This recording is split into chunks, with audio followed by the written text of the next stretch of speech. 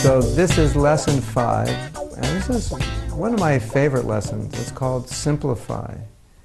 And one way you understand the difference between material consciousness or material life and spiritual consciousness or yoga consciousness is by the level of satisfaction you experience within your own heart or within your own soul. And now in our society today, we're all well aware of the way the economy works. The economy works if people keep buying things they don't really need. So there's a lot of stuff out there that we don't need, and these companies are really expert at designing products that don't have all the features that the next product will have, so that we go crazy when the new one comes out and we want to throw away the old one and get the new one, feeling that the one I have is just not quite good enough, and I really need the other one. Besides, my best friend had just got the other one, and they're raving about it.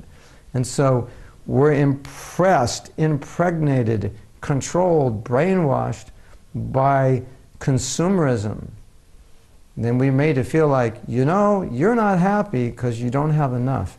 And we've been conditioned to believe if you have more, it's better, right? More is better, bigger is better. Yeah, you know, like my house is only this big. If I get a house that's this big, that house must be better. And this car is this big. And if I get this big, it's better. And my bank balance is only this big. If it goes this big, it's better. Everything bigger is better. Now, I'm from America, so we have a phenomenon in America which is quite interesting, especially in light of the fact that I travel around the world and I've been to many very poor countries where people live extremely simple lives. And I've noticed something quite interesting, and I'll tell you. Would you like to hear? I think you would.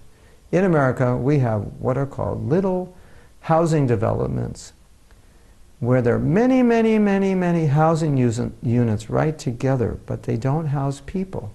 They house stuff. They house stuff that people have that people can't fit in their house, that people can't fit in their closet, that people can't fit in their garage, that people can't fit in their little storage box outside in their backyard.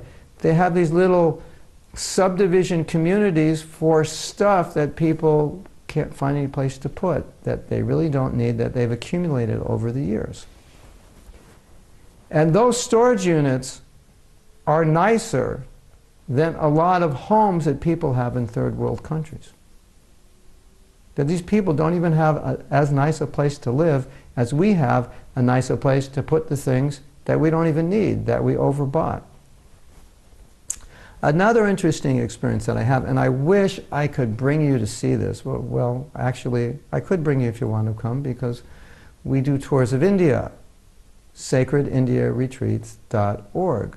sacredindiaretreats.org. And what we do is we go to, not always, but in part of the trip we go into villages. And then you get to see how people are living in villages, and they're living so simply. You can't even imagine how simply they live. But what I find significant about it is when you see their face, you see this expression of satisfaction and happiness that you don't see on the faces of people in the Western world, even the faces of the very wealthy, even the faces of the very famous, even on the faces of the people who live in lap of luxury, who are so happy that they have to drink to cope with their happiness, right? Kind of interesting, I think, you know, when you see how much we have, and then I have to go out and drink alcohol just to like deal with everything, with my life. Well, I have to dull my brain because my brain is so much in pain, my heart's so much in pain, I have to drink enough so I don't feel the pain, even though I have all this stuff, which is supposed to make me happy. So it becomes very frustrating to live a life like that. And then you see these people who are living this simple life, and they're so happy. They're so bright, they're so genuine. And they're satisfied, and you look at them and say, how could they be satisfied? But they are. They just appreciate what they have. And in our lives, if we want to be more spiritual, we have to learn how to appreciate whatever we have, whatever comes naturally and simply, and not go crazy trying to accumulate things that we really don't need with the thought, if I just have this one thing, then I'll be happy. But how many times have we said that? How many times have we gotten this one thing? A lot. We've gotten a lot of those one things, and we're still saying just this one thing. Now, to end this section, I want to tell you something which I find extremely interesting. It's from the Bhagavad Gita. And the Bhagavad Gita explains that when a person is not in simple consciousness, or what we're calling here simplify your life, when they're not in that consciousness, they're in a consciousness which is influenced by a certain aspect of this world which the Gita calls Rajagun, or the mode of passion. It's an influence, a subtle psychological influence. This is Vedic or Indian psychology. And it's a force a force within nature which causes us, and we all have experience of this, to think, if I just have this, I'll be happy. And we get it, and then we think, if I just have this a little more, I'll be happy. And we get it, and we think, if I just have it a little more, I'll be happy. And what the Gita says, it's an endless cycle. It's an endless cycle. It'll never end. The more will never satisfy. It'll just keep going and going and going. And so people who practice yoga understand this principle.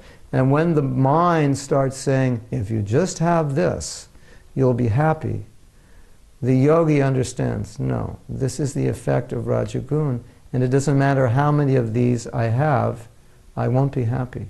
And then at that point, you actually just calm down. You can live very peacefully. So, what I think you all should do tomorrow, do something really cool. Go into your favorite store and walk through and walk out and don't buy anything. And go, I don't need any of this.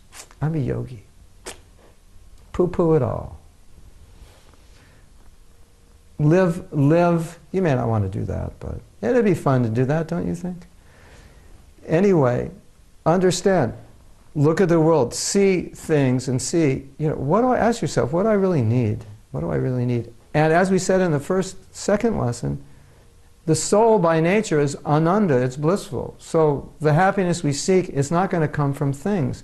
Things don't fulfill the need within us. There's a spiritual need. It's like take a mirror, take something to eat, hold up the mirror and put it in the mirror in your mouth. That doesn't work.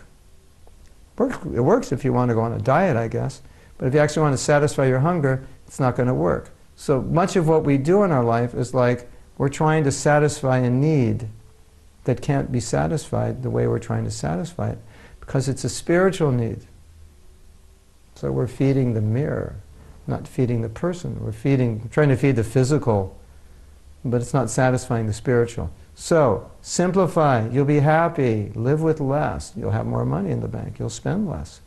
You can give more charity, you can do more service to others. Don't always think about what I want, what I need. Don't be so self-centered. It's a miserable life. Simplify, think of others. As they say, keep it simple, stupid.